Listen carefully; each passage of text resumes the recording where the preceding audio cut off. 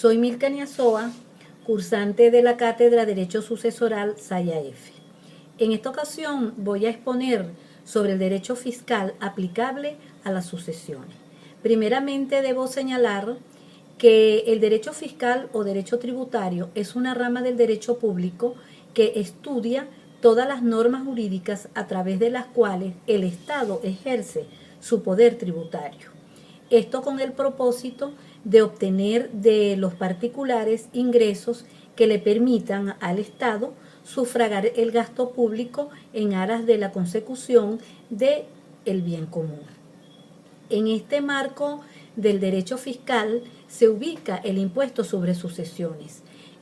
Dicho impuesto se va a materializar tras el fallecimiento de una persona llamado el del cujus, que deja sus bienes a sus herederos o legatarios. Este es considerado un impuesto de naturaleza directa y subjetiva que va a gravar transmisiones gratuitas de derecho por causa de muerte, que ineludiblemente va a causar un incremento en el patrimonio a los beneficiarios de las herencias y legados. En Venezuela, este impuesto se encuentra regulado en la Ley de Impuestos sobre Sucesiones, Donaciones y demás ramos conexos, promulgada en el año 1999. Ahora bien, ¿quiénes son los sujetos obligados al pago del impuesto por sucesiones? Establece la ley citada que los obligados son los beneficiarios de las herencias y legados, que comprenden tanto bienes muebles como inmuebles, derechos o acciones situados en el territorio nacional. Se instituye en esta ley que se consideran situados en el territorio nacional, entre otros, las acciones, obligaciones y títulos, valores emitidos en Venezuela y los emitidos en el exterior por sociedades constituidas o domiciliadas en el país, las acciones, obligaciones y otros títulos, valores que son emitidos fuera de Venezuela por sociedades extranjeras cuando sean poseídos por personas domiciliadas en el país, y los derechos o acciones que recaigan sobre bienes ubicados en Venezuela. Asimismo, los derechos personales o de obligación cuya fuente jurídica se hubiere realizado en Venezuela. Ahora bien, la sucesión se apertura por causa de la muerte del titular, considerándose su último domicilio, estimándose también el lugar donde estén situados los bienes gravados. Si estos se encontraran ubicados en jurisdicciones distintas del asiento principal de los intereses del causante, o en su defecto por la ubicación de cualquiera de ellos por las personas físicas, ya que las obtenidas por las personas jurídicas, estas están sometidas al impuesto de sociedad. Con relación a la base imponible a las sucesiones, el artículo 7 de la ley mencionada establece que se debe calcular sobre la parte líquida que corresponda a cada heredero o legatario, considerando la tarifa aplicable a la fracción de la parte neta. En cuanto a la determinación del patrimonio neto dejado por el causante, este se va a calcular restando de la universalidad de los bienes que forman el activo la totalidad de las cargas que forman el pasivo. En la determinación del patrimonio neto hereditario no se van a incluir los bienes exentos ni los desgravados. Así lo establece la ley ya mencionada. Ahora bien, entre los activos que forman parte de la herencia se pueden citar, entre otros, todos los bienes, derechos y acciones que para el momento de la apertura de la sucesión se encuentren en nombre del causante, ajustado al título expedido de acuerdo a la ley.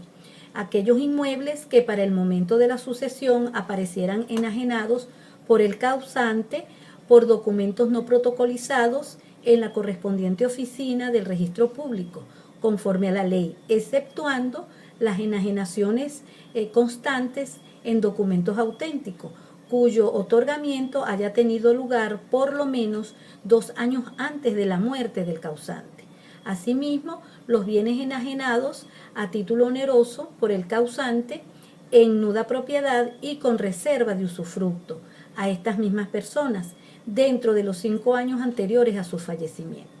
Con respecto a los pasivos, puede señalarse que se consideran pasivos de la herencia, entre otros, las deudas que existan a cargo del causante para el momento de la apertura de la sucesión, aquellos gastos de traslados del cadáver al lugar de la inhumación y aquellos gastos que se puedan dar por embalsamiento, exequias y entierro. Asimismo, aquellos gastos de apertura del testamento, los que se hayan hecho por inventario, avalúo y declaración de la herencia. Es importante precisar que según el artículo 26 de la citada ley, no se consideran formando parte del pasivo las siguientes deudas, tales como las prescritas para la fecha de la muerte del causante, aun cuando fuere renunciada la prescripción, las declaradas y reconocidas en el testamento o lo que consten en documentos privados suscritos por el causante cuando no existan otros elementos que los comprueben. Ahora bien, en esta ley se establecen exenciones, exoneraciones, desgravámenes y reducciones. En este sentido, en la ley se establece quiénes están exentos de este impuesto. Entre otros, se pueden citar los entes públicos territoriales, la cuota hereditaria que corresponda a los ascendientes, descendientes, cónyuges, padres, hijos y adoptados, ¿verdad? Hijos por adopción, cuando estos no excedan de 75 unidades tributarias. Asimismo, están exentas las entidades públicas no territoriales que ejerzan primordialmente actividades de beneficencia, de asistencia y de protección social. En cuanto a la exoneración, la ley plantea que es el Ejecutivo el que podrá exonerar y, entre otros, puede exonerar a aquellas entidades y establecimientos públicos cuyos objetos sean de carácter científico, docente, artístico, deportivo, recreacional, entre otros. Aquellos establecimientos privados sin fines de lucro que están dedicados a realizar actos benéficos, asistenciales y de protección social. Y los beneficiarios de herencia cuyo único activo esté constituido por fondos agrícolas en explotación que constituyan la pequeña y mediana propiedad.